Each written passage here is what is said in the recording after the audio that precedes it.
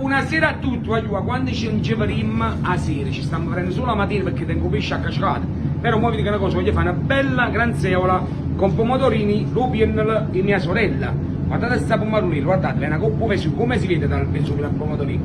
Guardate qua, c'ha un capezzolo, guardate che è bello duro e bello calloso. La pomarola lupiennel, guardate che è uno spettacolo.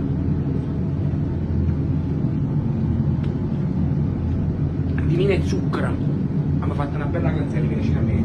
guardate una bella granzella, abbiamo fatto con pomodorini del pennolo, olio,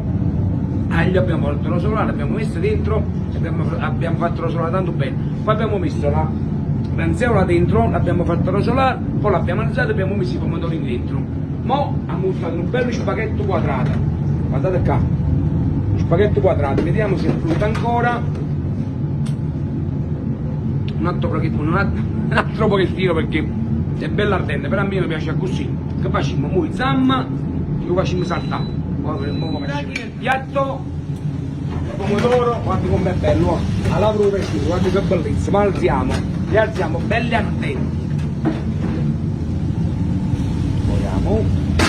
facciamo fare prima un giro, 1, 2, 3, 4, 5, 6 e 7 e poi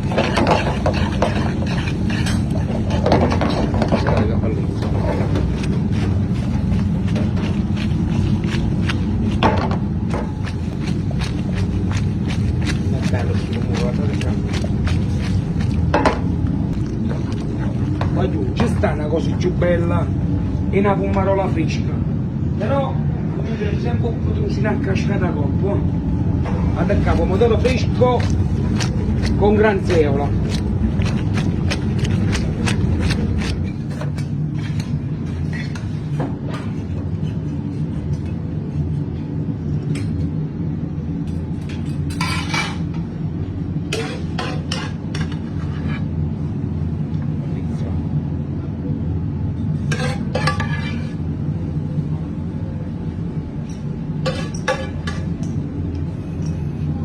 Crema,